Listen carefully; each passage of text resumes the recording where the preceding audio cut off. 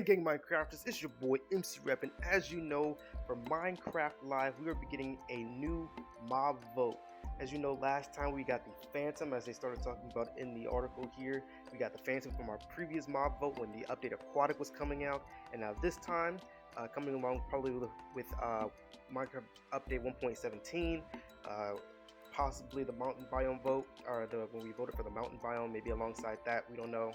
It's a little bit unclear, but nevertheless, we're getting another Minecraft vote for a mob. As you can see, we're getting either the Moo Bloom, I forget how to pronounce it, we'll scroll down and see Iceologer or something like that, Iceologer, and a glowing squid. So let's scroll down and see what the obvious choice is. I'm just going to try to get down to the part where they actually talk about it. Iceologer, okay, I kind of said it right. So this cold-hearted illager from Minecraft Dungeons thrives in snowy, icy, and rocky areas. If you vote for this hostile mob, they will move into the new mountaintops that tower over the overworld. Do you really want that? These mountains are so tall that vegetation doesn't grow on them. Just spiky ice formations, rocks, and snow that as far as the eye can see. I can't read, my bad. The Iceologer, would make these mountains even more challenging since they don't just want you to hang up there. Oh no, when you meet one of them, they will hurl flying ice clouds at you.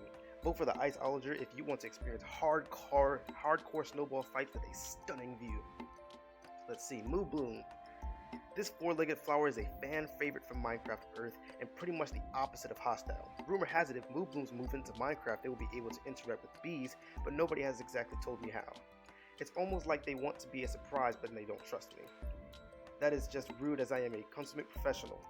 Do you know? Okay, look. Okay, anyway, if you vote for the Moo Bloom, if you want the flower forest biome to be more floral than ever. And finally, we have Glow Squid. This shimmering sea creature also made its debut in Minecraft Earth, giving me the perfect opportunity to make a surf turf joke, but I won't. I've already had the community. Blah blah blah blah. The glow and glow squid doesn't come from my bomb skincare routine. Okay. Anyways, blah blah blah blah. I can tell you that they're pretty similar to the squid that they're already swimming around in Minecraft. They won't attack players or other entities, but their glow is pretty atmospheric. That's probably why they prefer dark bodies of water. The effect just isn't the same in an already sun-drenched ocean. If you want to add more marine life to Minecraft and hasten the alleged squid uprising, vote for the glow squid. And there you have it, 3 mobs, 1 vote. Which will you pick? Make your decision and join us Minecraft Live, minecraft.net/live on October 3rd at 12 ET. Remember, if you want to participate, you need to log on to Twitter and head to twitter.com/Minecraft and vote in the poll. Share this story. Anyways, so looking at the 3 mobs, I was making a video earlier, and I didn't know that this would be here this soon. I was expecting that I would be able to release my video before they showed us the mob vote, or at least like even told us about all the mobs. I was expecting maybe they would announce it or something, but you know. Regardless, I didn't get to finish my video before they told us what the mobs were. But what I wanted to say was we should be looking at mobs that actually add something to Minecraft. I'm not going to go on my full tangent. I will probably just release the video anyway later, but I will get this one out first. But we want to find, I prefer that updates actually interact with things that aren't super visited on a day-to-day Minecraft experience. For example, when we look at phantoms, although I think the execution may have been a little improper, phantoms interact with how we sleep, which is something that most players you kind of just either do or don't naturally, whether or not you want to. But phantoms actually make that a bit more dynamic. Say, hey, there's actually consequences and results based on this action that you take, and that makes sleeping just a tiny bit more interesting, right? We can also compare this to say, hey, Enderman.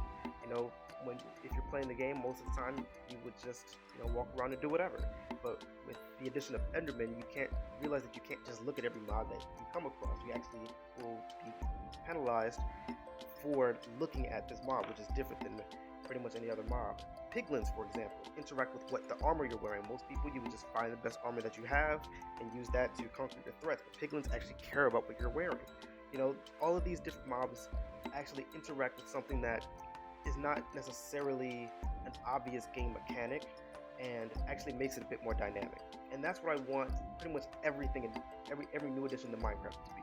If we're going to vote for a new mob, I would like for it to be able to do that.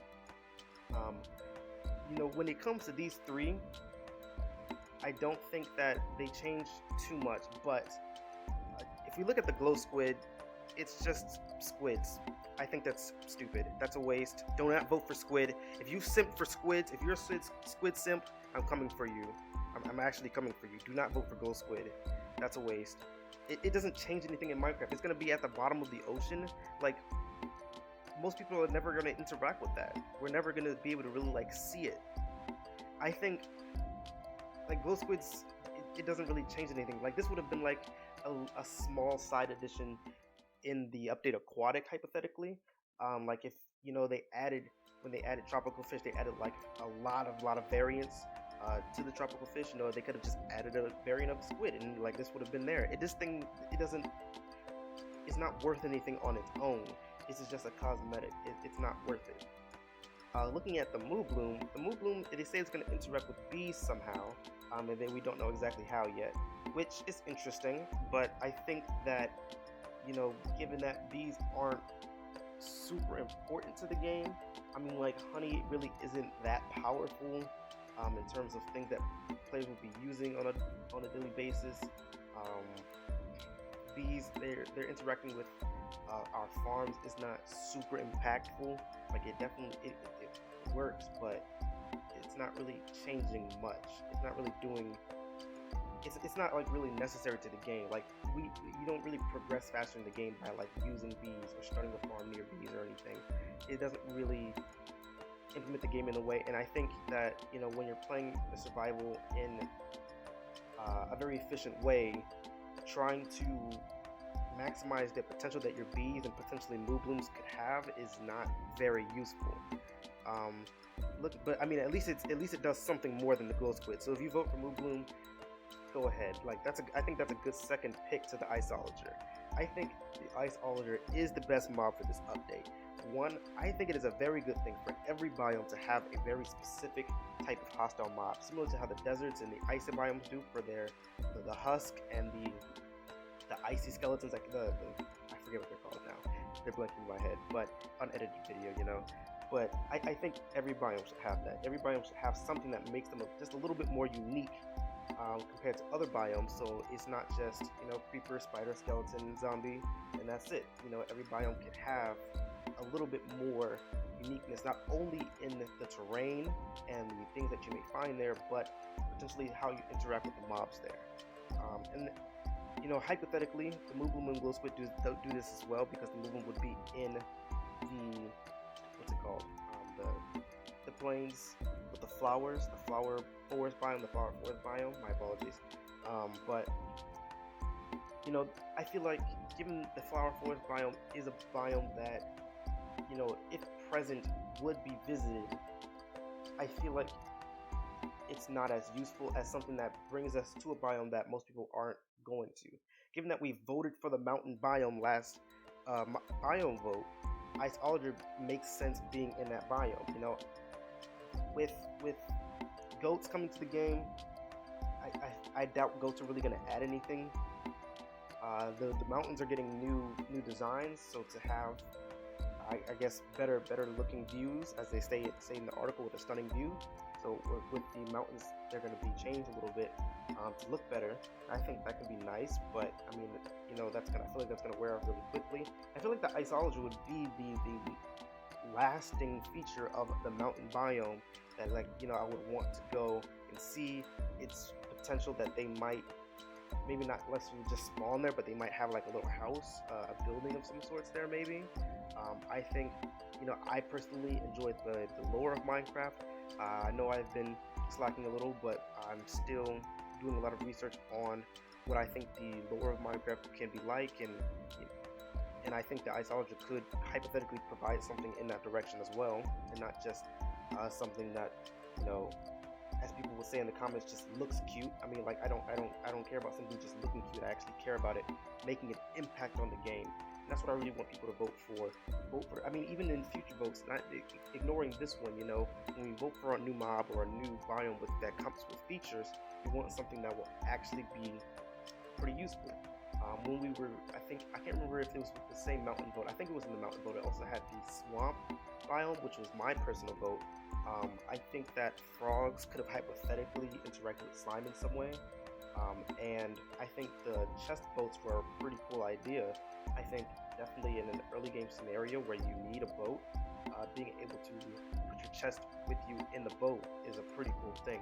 I think that can also be used for some builds if you want to kind of have like a port with boats lined up with chests on them for your travels. If you need to, if you like your world is set up in a certain way where you would normally travel by boat to a certain location, you can have a boat filled with items that you would always take with you. Whatever, you know, it actually has uses. There's actually more uses to that. You know, there's no harm. There's only benefits to actually crafting a chest boat over a boat, and you can actually use that pretty much anytime. If you're collecting things while you're traveling long distances, you have chests for extra backup if you may not have shulker boxes or something yet. You know, whatever the case may be, I feel like we should be looking at features that are actually adding something to the game, and I think the Iceologer adds the best thing to the game, adds most to the game. I think the Moo Bloom does add a little because it can interact with bees, which is something that I'd be interested in exploring, but I highly doubt it's going to be a very lasting thing because, you know, I'm not really no one really uses bees to help their farms or make honey. Like, honey is not superior to anything. It's just budget milk, really.